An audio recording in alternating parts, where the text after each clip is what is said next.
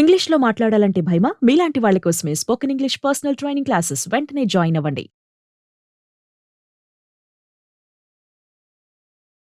Hello hello Bhavani గారండి? Hello Bhavani గారండి, అవునండి. నేను సుమన్ టీవీ అందమైన జీవితం ప్రోగ్రామ్ నుంచి అండి. మేడం. భవానీ గారు ఫ్రీ చెప్పండి మేడం. ఫ్రీగా ఉన్నారా? మాట్లాడొచ్చా? మాట్లాడచ్చు. రైట్, నాతో పాటు డాక్టర్ కళ్యాణ్ చక్రవర్తి గారు కూడా ఉన్నారు. ఒక్కసారి మాట్లాడండి. ఓకే అండి, మాట్లాడండి. ఏంటి భవానీ గారు చాలా డల్ గా మాట్లాడుతున్నారు? ఏమ్మా? నా భర్తని చాలా బాధ పెట్టాను సార్. నా భర్త గారు ఇల్లు విడిచిపెట్టి వెళ్ళిపోయారండి. అయ్యో, ఏమైందమ్మా? ఎక్కడి నుంచి మాట్లాడుతున్నారు మీరు? నేను రాజమండ్రి నుంచి మాట్లాడుతున్నానండి. ఎంతకాలం అయిందమ్మా అతని ఇంటి నుంచి వెళ్ళిపోయి? ఆయన వెళ్ళిపోయి 2-3 నెలలు అవుతుంది సార్. చెప్పకుండా? అవును సార్. ఏంటమ్మా అసలు ఏం జరిగింది? మీకు ఎన్ని సంవత్సరాలు అవుతుంది పెళ్ళయి? 5 సంవత్సరాలు అయిందండి పెళ్ళయి. పిల్లలు? పిల్లలు 2 పిల్లలు సార్. పిల్లలు మేడం. Okay okay. ఏంటండి కారణం ఏంటి? కారణం ఏంటంటే నా భర్త నా మాట వినాలని అనుకునేదానండి. అందుకోసం ఆయన్ని చాలా నరకం పెట్టాను సార్. అందుకని ఆయన ఇంట్లోంచి వెళ్ళిపోయారండి ఒక రోజు చెప్పా పెట్టకుండా. మాట వినటం అంటే ఏంటండి భవానీ గారు? అంటే ఇప్పుడు మా తోటకోళ్ళు చుట్టుపక్కల వాళ్ళు చెప్పడంతో నేను భర్తని గ్రిప్ లో తీసుకోవాలి, మన మాట వినాలి, అత్త మా అత్తయ్య లేకుంటే ఆడపడుచు వాళ్ళ మాటలు వినకుండా నా మాటే వినాలి అనేసి నేను ఆయన్ని బాధ పెట్టడం జరిగిందండి. అది ఇప్పుడు అనిపిస్తుంది కానీ నాకు అప్పుడు నేను గ్రహించుకోలేకపోయాను.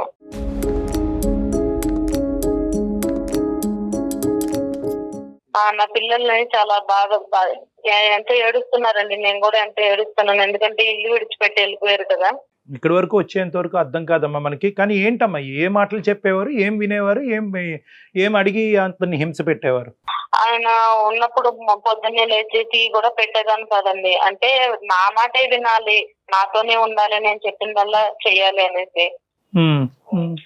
ఇలా ఉండమని మీకు ఎవరు చెప్పారండి?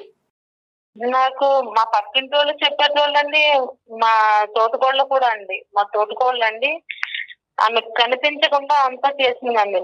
నా కళ్ళకి కనిపించకుండా మొత్తం అంతా ఆమె చేసిందండి.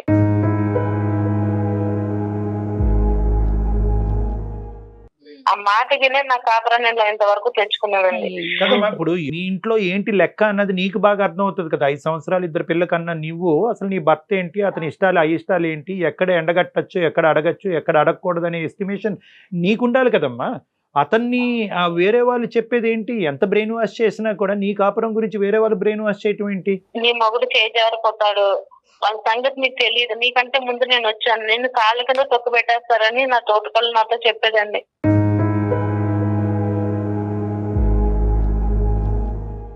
ఇలా చేస్తాను నీ మొగుడు నీకు నీ మాట వింటాడు, లైన్ లోకి వస్తాడు అని చెప్పేసి లేడమ్మా. అంటే నా మాటే వినాలని, నా మాట నీ గ్రిప్ లో పెట్టుకోయి. 4-5 సంవత్సరాలు అయింది పెళ్ళయి, చూడు నా మాట ఎలా వింటున్నాను. ఏంటమ్మా ఇవన్నీ? గ్రిప్ లో పెట్టాలి ఏంటి, లైన్ లో పెట్టాలి ఏంటి, పడేయటాలు ఏంటి అసలు?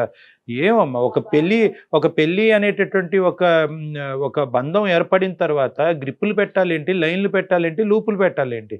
ఇవన్నీ మా బావగారు మా తోడుకోళ్ళు వెనకాలే కుక్కలాగా తిరిగేటోడండి. ఆయన చూసావా నేను చెప్పినట్టు ఎట్లా చేస్తున్నాడో? 5 ఏళ్ళు ఏంది నువ్వు ఇంతవరకు కూడా నీ మొగుడిని గ్రిప్ లో పెట్టుకోలేకపోయావు, చెప్పు చేతల్లో పెట్టుకోలేకపోయి. ఇలా ఉంటే నేను చెప్పు కింద తొక్కు పెట్టేస్తుంది. నీ ఆడపడుచు అత్తగారు కూడా ఫస్ట్ లో నన్ను కూడా ఎంతో బాధ పెట్టారు.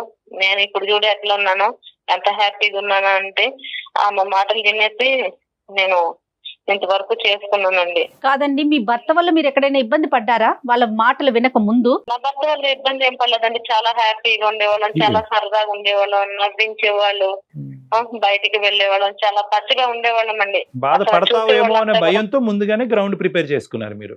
అది మీ దరిద్రం అవునండి. కదమ్మా, ఇప్పుడు వీళ్ళందరూ ఇలాగ నీకు ఈ విధంగా చెప్పడం వెనకాతలు ఏమన్నా దురుద్దేశం ఉందా, లేదంటే వాళ్ళు మంచి కోరే చెప్పారా నీకు? మంచి కోరినట్టే నమ్మించిందండి. నా మంచి కోసమే చెప్తున్నారని వినే కదండి నా కాపురాన్ని పాడు చేసుకున్నాను నేను. అంటే ఇప్పుడు 2 నెలల క్రితం అతను వెళ్ళిపోవడంతో వీళ్ళందరూ ఆనందపడుతున్నారా? వీళ్ళందరూ ఆనందపడుతున్నారు. నా తోటకోళ్ళు నాతో మాట్లాడట్లేదండి. చాలా మాట్లాడినా కూడా చాలా చులకనగా చూస్తుంది ఇప్పుడు. కదా ఎక్కడున్నారమ్మా మీ ఆయన? ఎక్కడున్నారు? పోలీస్ కంప్లైంట్ ఏమన్నా ఇచ్చారా? ఎక్కడున్నాడు? ఎక్కడ వాళ్ళ ఇంటికి పోయాడా? ఎక్కడున్నాడు? ఇంతకు ముందు ఒకసారి అలాగే వెళ్ళిపోయారండి, తిరిగి వచ్చారు. అప్పుడు నేను మాట్లాడలేదు, పిల్లలతో ఫోన్ చేపించి మాట్లాడితే వచ్చారు. ఎక్కడున్నా అంటే ఏం చెప్పలేదు, వచ్చారు. ఇంతకు ముందు గతంలో ఇప్పుడు వెళ్ళిపోయిన తర్వాత నేను ఇంకా ఫోన్ చేయలేదండి. మరి యోగక్షేమాలు తెలుసుకోవాలి కదా, అతను ఎలా ఉన్నాడు, అసలు ఉన్నారా అంటే సారీ ఆయన ఉన్నారో లేదో అని భయం అండి. ఒకప్పుడు ఎంతో సంతోషంగా ఉండేవాడు అండి. ఆ మాటలు ఎంతో నాశనం చేశాడు.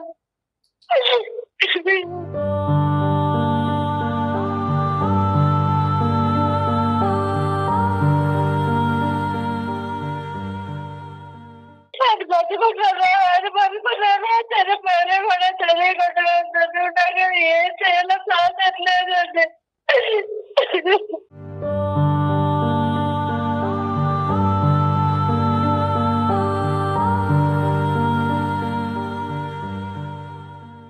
భవానీ గారు ఫస్ట్ ఇప్పుడు ఒక్క నిమిషం అమ్మ, ఒక్కసారి నిన్ను కంట్రోల్ చేసుకున్న ఒక్క మాట ఆలకించు. ఇప్పుడు ఏ కారణం చేతి జరిగింది అనేది ఫస్ట్ ప్రయారిటీ కాదు, దాని గురించి మనం మాట్లాడుకుందాం, అది సెకండరీ. ఫస్ట్ ప్రైమరీగా ఏంటంటే అతని యోగక్షేమాల గురించి తెలుసుకోవాలి. అతను ఎక్కడున్నాడు, పోలీస్ కంప్లైంట్ పెట్టాలా, వాళ్ళకి చెప్పాలా, నువ్వు ఎటువంటి సపోర్ట్ తీసుకోవాలి, ఎవరికి ఫోన్ చేయాలి.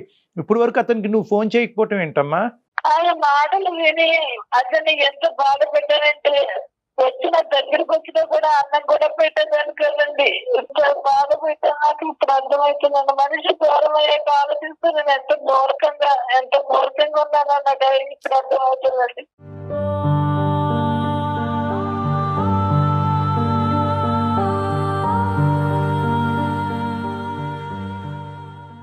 ఈ పిల్లలు పెట్టుకుని ఎట్లా బతకాలో నాకు అర్థం చేయట్లేదండి డాక్టర్ గారు. అమ్మ ఇప్పుడు ఫస్ట్ అండ్ ఫార్మోస్ట్ అతను ఎక్కడున్నారు, ఎలా ఉన్నారో దాన్ని కనుక్కోవటం అనేటటువంటిది ఇంపార్టెంట్. అది మీరు కనుక్కున్నా మాకు అతని నెంబరు, అతను వాళ్ళకి సంబంధించినటువంటి వాళ్ళ నెంబర్ ఇచ్చినా కూడా మేము కూడా మా టీం ద్వారా మేము కనుక్కునే ప్రయత్నం చేస్తాం. ఇప్పుడు అతను వెతికేటటువంటి ప్రయత్నం, అతను వేరే అబౌట్స్ ఏమైనా తెలిసినాయా, దానికి మా సహకారం ఏమైనా కావాలా అని అడుగుతున్నానమ్మా. అవునండి డాక్టర్ గారు, ఆయన ఎక్కడున్నారో తెలియలేదండి. ఫోన్ నెంబర్ ఏమవుతుందండి, కాల్ చేసి ఏమొస్తుంది ఆన్సరు? కాల్ చేస్తే నాట్ రెస్పాన్సిబుల్ వస్తుందండి. ఓకే, మరి పోలీస్ కంప్లైంట్ ఇవ్వాలి కదమ్మా. అతను క్షేమంగా ఉన్నారా అమ్మా? ఇచ్చామండి, ఇచ్చానండి. అయినా సరే ఏమేమి నాకు ఆచూకీ తెలియలేదు. వాళ్ళ పేరెంట్స్ కి తెలిసిందా, వాళ్ళ కుటుంబ సభ్యులకు తెలిసిందా ఈ విషయం? తెలిసిందండి. అందరూ నన్నే తిట్టుకొస్తున్నారండి. ఎందుకంటే అతను అంటే ఇంకా ఏమి న్యూస్ లేదమ్మా ఎటువైపు నుంచి కూడా? లేదండి, ఏం ఆచూకీ లేదనే కదండి నేను మెయిల్ చేసింది మీకు. మేము మా సోర్సెస్ ద్వారా కూడా మేము కనుక్కునే ప్రయత్నం ట్రై చేస్తామండి మా టీం ద్వారా. కానీ ఇక్కడ ఏంటంటేనమ్మా, ఈ రోజు అతను క్షేమంగానే ఉంటాడు అనే నమ్మకంతోనే మనం మాట్లాడుకుందాం అమ్మా. ఓకే, ఎందుకంటే బహుశా అతను ఎన్ని విధాలుగా శతవిధాలుగా నీకు ఏ విధంగా చెప్పాలి అని అనుకున్నా కూడా ఆ మెసేజ్ నీకు రీచ్ అవ్వకపోవటం వల్ల, ఇంట్లో భర్త మాట్లాడేటటువంటి మాట కాకుండా వేరే వాళ్ళు చెప్పే మాటలు నమ్ముతుంది నా భార్య అనేది మీకు అర్థం చేసేటటువంటి విధంగా చెప్పుకోలేక అతను పదే చేశాడు. అసలు ఫస్ట్ టైం అతను ఇంట్లోంచి బయటకు వెళ్ళినప్పుడు, వారం రోజుల పాటు వెళ్ళినప్పుడే మీరు అతని మనసులో ఉన్న భావాన్ని అర్థం చేసుకుని, నేను చెప్పుడు మాటలు విని ఇంట్లో మనిషిని అగౌరవపరుస్తున్నాను, అతను హింస పెడుతున్నాను అన్నది మీరు రియలైజ్ అయ్యి ఉంటే కనుక ఈ రోజు ఇంత అనర్థం జరిగి ఉండేది కాదు. చేసిన పొరపాటు ఇప్పుడు గ్రహించుకున్నానండి. ఎందుకంటే నేను ముందు గ్రహించుకుంటే ఇంతవరకు వచ్చేది కదండి. ఇప్పుడు అమ్మ చేతులు కాలేక ఆకులు పట్టుకోవటం కాదమ్మా. ఇక్కడ ఏంటంటే ఇక్కడ ఈ తెలివి తక్కువతనం అని అంటాను, అంతకు మించి నేను ఏమన్ను. ఈ చెప్పుడు మాటలు వింటాం, వాళ్ళు బ్రెయిన్ వాష్ చేశారు, వాళ్ళకు దురుద్దేశం ఉందండి, ఇవన్నీ ఏంటంటే ఇవన్నీ చిల్లర అంశాలమ్మా. ఇవన్నీ చాలా చీప్ అంశాలు. ఇవన్నీ ఏంటంటే ఎప్పుడైతే పెళ్లి కుదిరిందో, పెళ్లి అయ్యిందో మీ ఇద్దరి మధ్యన, అప్పుడే మీ బాండ్ ఎస్టాబ్లిష్ అయినట్టు. అతని గురించి మీరు, మీ గురించి అదర్ బ్లైండ్గా ట్రావెల్ చేయాలన్నమాట.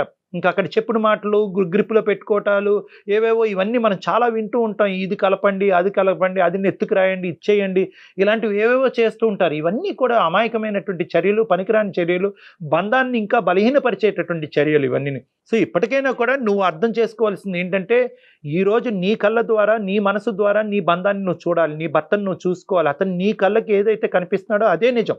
వాళ్ళ ఇంట్లో జరిగినటువంటి స్టోరీని తీసుకొచ్చి మన ఇంట్లోకి పూసేటటువంటి ప్రయత్నం చేయకూడదు. వాళ్ళు ఏదో చేశారు కాబట్టి మనం అలా చేస్తే కనుక ఇక్కడ బంధం బలపడుతుంది అనే పిచ్చి ఆలోచనలు కరెక్ట్ కాదు ఇక్కడ.